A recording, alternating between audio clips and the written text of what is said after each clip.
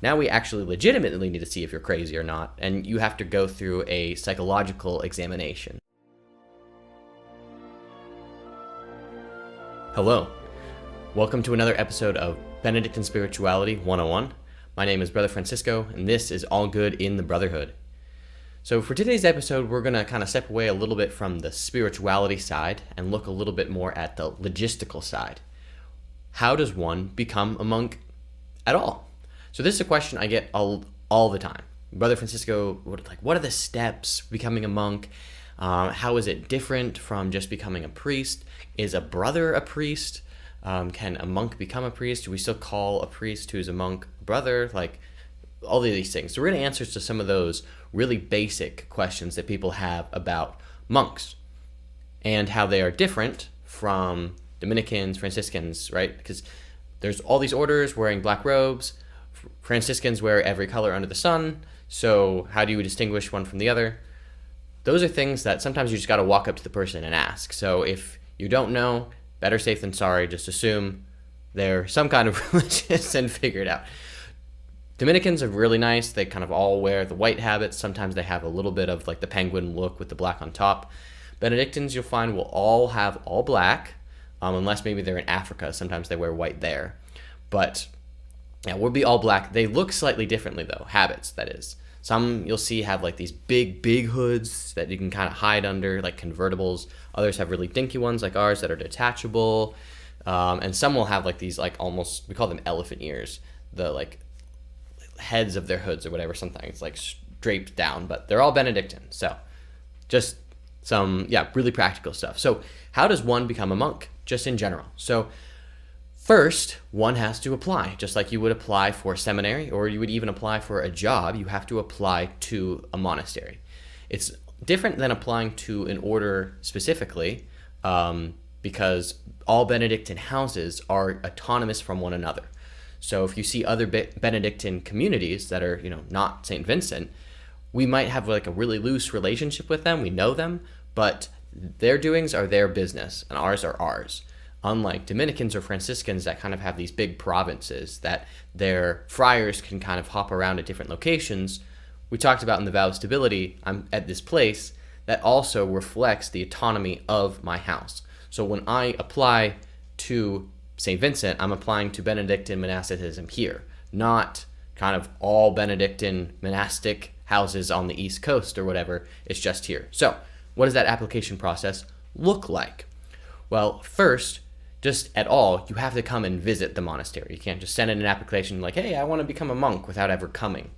So you have to first send an email or a phone call. I work in the vocation office, so if you're ever interested in actually coming out to visit St. Vincent, maybe because you're thinking about becoming a monk, reach out to me. I'd love to hear from you. We'd love to have you visit.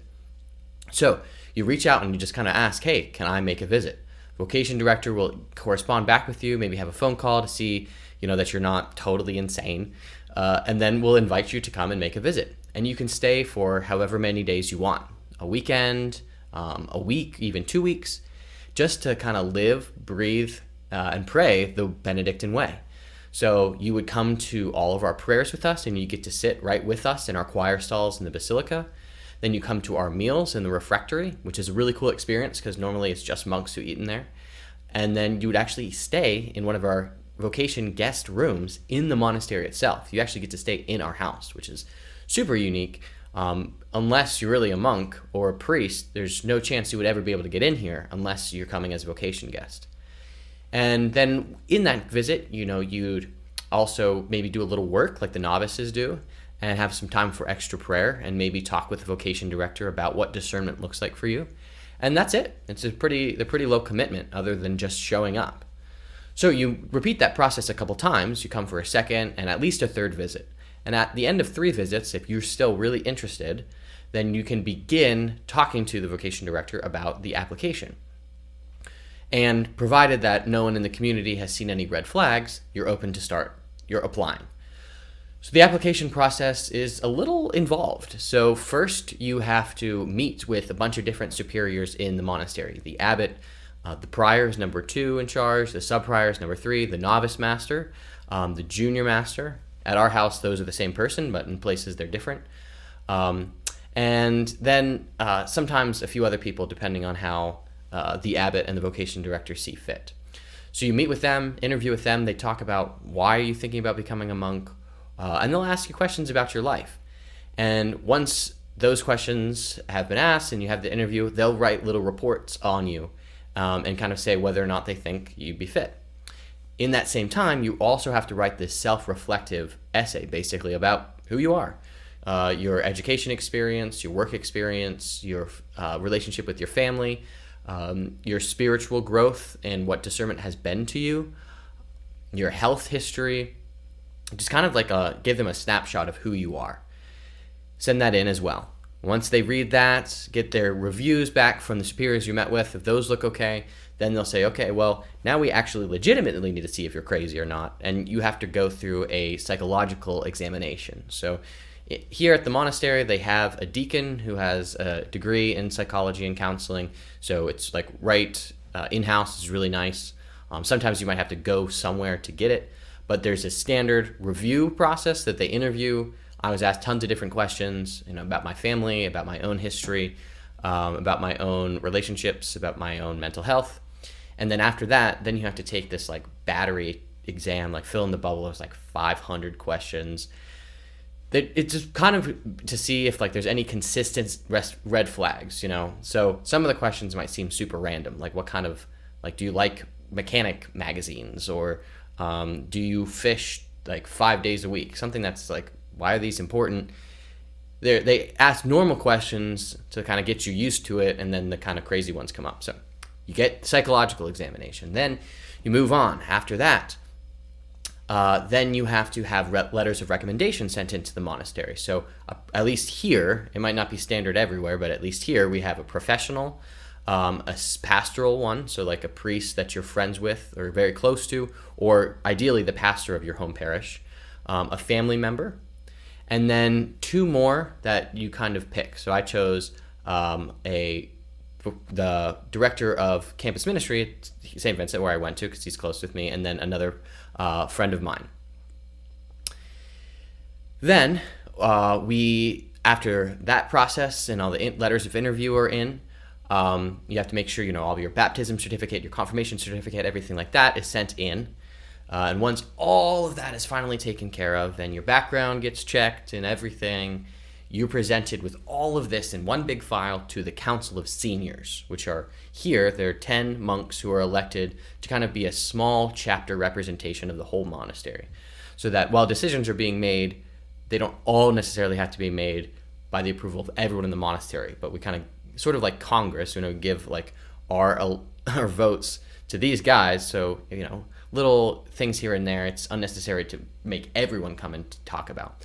So they're presented first with the candidate and say, okay, this is what he looks like, this is who he is, this is where he's from, da-da-da-da. And if they give him a thumbs up, then it passes to the whole community. And they vote on whether they're going to accept him as a novice. So that's the whole process to even just get in. Then you enter finally as a novice. Now, some houses actually have what's called a postulancy as well, which is like a preparatory period before the novitiate. I didn't really have to do one. It was very short for me. But the postulancy is like this quasi-monastic experience. So you still have some like worldly connections. You might still have a cell phone. You might still kind of have like a little bit of a job. You have like a little bit of work, maybe some education, but you're also living the monastic life consistently. But it's kind of a hybrid to kind of warm you into the process. But once that's done, however long the house might require you to take a postulancy for, you move into the novitiate. And the novitiate is at least a year. Some places it's 2, but at least a year of kind of total seclusion and solitude. So at least for me here, it was, no internet, no TV, rare visits and rare phone calls. Music had to be like on like a CD player if I listened to it. Although I kind of got a little around that. My novice master let me use an MP3 player stuff when I worked out. Staying on campus, not interacting with outside people. Work every day. Holy hour, Lectio Divina every day. Novice formation classes like learning how to become a monk and the spirituality of monasticism, and history of our house. And you just kind of let the Lord do his work on you for that year while you cut out all these other distractions, because we're so inundated with noise that we can't hear the Lord's voice very much anymore. So the novitiate is kind of that place. Let's take away all of these external distractions so you can't be distracted from hearing the Lord's voice calling you in your life. So then if you finish that year and you do want to continue to be a monk, to practice, and to continue to discern whether this is going to be your full life, you take what are called temporary or simple vows. So you take that at the end of your novitiate, and those are, at least for monks, for 3 years. So at St. Vincent, we take them for 1 year and renew them twice.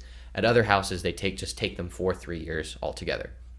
So we call them temporary because they expire. And if you want to leave during that time, it's not too hard. Decide, this was great, I like this so far, but this is not really where God's calling me to be. Or, hey, I'm committing to living this out for at least a year or at least 3 years. But I know that at the end, if I leave, it's no hard feelings, no questions asked, it's all good. And that is the time where you really move into participating in some of the active life of the community more. So for me, that's when I got assigned to working in campus ministry in the vocation office. It's when I started my seminary. And so you're starting in some kind of work and education at the same time.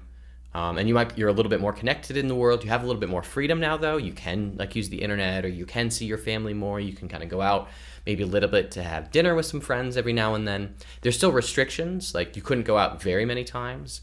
You had to get approval for when you went out. Very small budget on some necessities you might need. But at the end of that time, you discern if you're going to make a commitment of solemn vows. And if you're interested in what that looks like, check out our recent podcast episode with Brother Bosco, where he talks about getting ready for his solemn profession. Super excited for that, bro. Solemn vows is a total life commitment. It's like getting married. So some of you might see that I wear a ring. That's because I've made my solemn vows. I've vowed my life to this community, and for life, right? I vowed my life for life. And that means that where this community goes, I go with them. Where they stay, I stay. For life, better for worse, just kind of like marriage. And that ties me down. So I can't own anything that's not technically communally for the monastery. Any money I make must go to the monastery. Any monetary gifts I get go to the monastery. What the abbot commands me to do, I do. It's having that relationship with this community in a sacrifice to Christ. So that's kind of the whole step. Now, I can continue on after solemn vows to become a priest, and that's what I'm doing. I'll be ordained in a little less than 2 years, actually. So that's something you can continue to discern and add on. That process is kind of in the midst of temporary and solemn vows, also seminary, but you are not required to be a priest. But it's something that is certainly they're open to, and a lot of monks are also priests. So I hope that helps to answer some questions. If not, please leave a comment below. What other questions do you have about what it's like to be a monk, maybe? What does my daily life look like? Maybe I could do an episode on that. Anything. Love to hear from you guys. I hope these episodes are helpful. And if there's anything else that I could help answer about spirituality from Benedictine point of view into the real life, in your own life, I'd love to do that as well. So feel free to leave a comment, subscribe, more content. Check out our other content, our podcast episodes, gospel reflections. And do the thing. Okay, well, thank you all. Have a wonderful day, and I hope God blesses you abundantly. Adios.